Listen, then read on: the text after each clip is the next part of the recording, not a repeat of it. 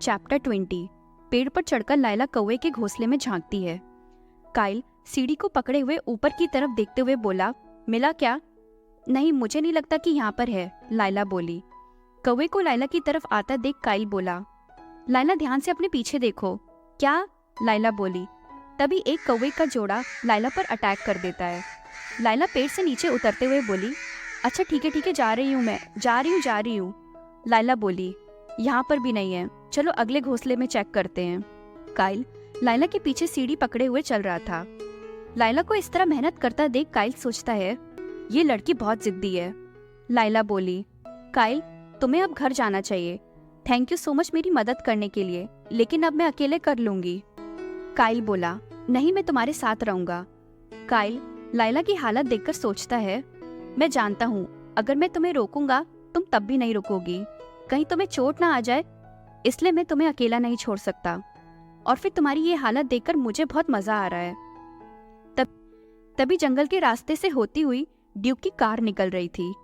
हेसन Kyle और लायला को देखकर बोला, ये बच्चे यहाँ क्या कर रहे हैं? ड्राइवर हंसते हुए बोला, मैं भी यही सोच रहा था। मैथियस ड्राइवर और हेसन की बातें ध्यान से सुन रहा था।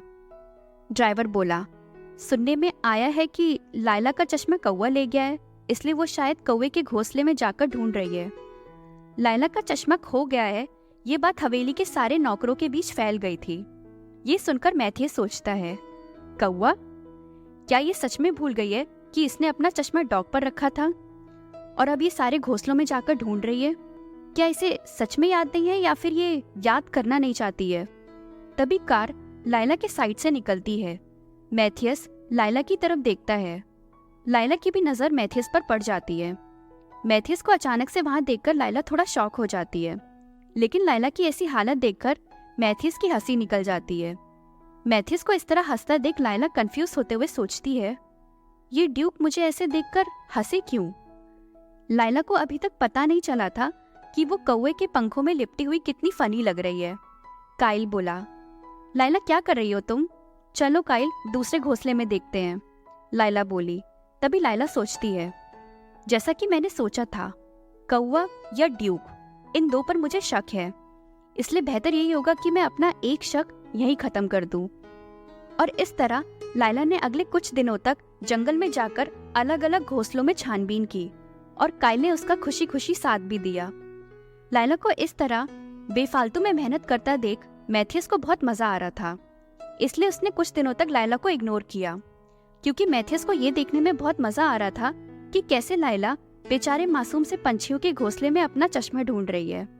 हालांकि जैसे जैसे टाइम निकलता जा रहा था, मैथियस लायला और काइल की बेवकूफी भरी हरकतों से अब बोर होने लगा था। पिछले कुछ दिनों से बिजी शेड्यूल होने के बाद भी टाइम निकालकर मैथियस हर रोज एनेक्स आता था, इसी उम्मीद से कि अब लायला अपना चश्मा वापस लेने आएगी। हेसन मैथियस का कोट उतारते हुए बोला, मार्कस लिंडमैन आज दोपहर तक पहुंच जाएंगे। मैथियस बोला, रेटी? ये तो शेड्यूल से जल्दी आ रहा है, इसकी इतनी जल्दी आने की मुझे उम्मीद नहीं थी। हेसन बोला, मैडम ने मुझे खास ध्यान देने के लिए बोला है और उन्होंने ये भी बोला है कि अगर आपके पास टाइम है तो क्या आप उन्हें लंच के लिए ज्वाइन करेंगे? मैथियस लगातार विंडो के बाहर झांक कर देख रहा था। कर्टेन्स जैसे ही हवा से उड़ते हैं, मैथियस की नजर सामने खड़ी लायला पर पड़ती है, जो एक पेड़ के नीचे खड़ी हुई थी। लायला पेड़ के चारों तरफ चक्कर काट रही थी। लायला को देखकर मैथियस स्माइल करते हुए सोचता है, शायद ये लड़की इतनी भी बेवकूफ नहीं है। मैथियस हेसन से बोला, ठीक है, मैं लंच तक आ जाऊंगा। हेसन बोला, जी सर, मैं कार रेडी रखूंगा, तब तक आप आराम कीजिए। तभी हेसन और मेड दोनों वहां से निकल जाते हैं। लायला हेसन और मेड के जाने का इंतजार कर रही थी। उन दोनों के जाने के बाद लायला एनेक्स की तरफ बढ़ जाती है। तभी दरवाजे की घंटी बजती है। आज लायला हमेशा से ज्यादा बहुत ही शांत और पोलाइट तरीके से रिक्वेस्ट करते हुए बोली, योर ग्रेस, मुझे माफ कर दीजिए इस तरह अचानक से आने के लिए। लायला बहुत ही हिचकते हुए बोली, लेकिन पूरे टाइम उसने अपना सिर और नजरें दोनों झुकाए रखी। मैथियस अचानक से लायला के इतने पोलाइट बिहेवियर को देखकर हैरान था। मैथियस बोला, तुम्हें कुछ कहना है?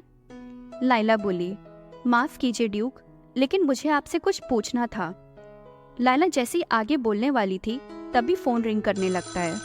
मैथियस अपनी जगह से उठता है, फिर लायला के बगल से होता हुआ फोन के पास चला जाता है। लायला हल्का सा साइड हो जाती है। मैथियस कॉल रिसीव करके बात करने लगता है। लायला मैथियस को कॉल पर बात करता देख सोचती है, लगता है कोई इम्पोर्टेंट कॉल है।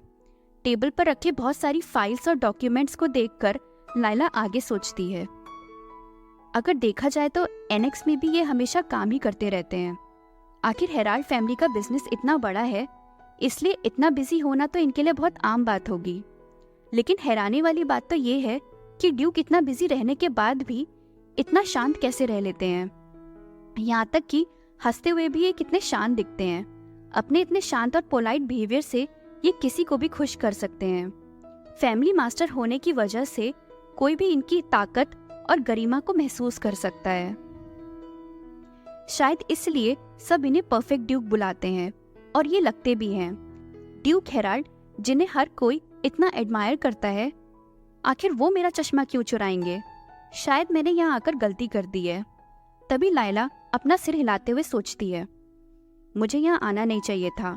ड्यूक कभी भी ऐसा नहीं करेंगे। पता नहीं मैंने ये सोच भी कैसे लिया। इससे तो अच्छा होगा कि पहले मैं उन घोंसलों में जाकर चेक करूं जो मैंने अभी तक देखे नहीं हैं।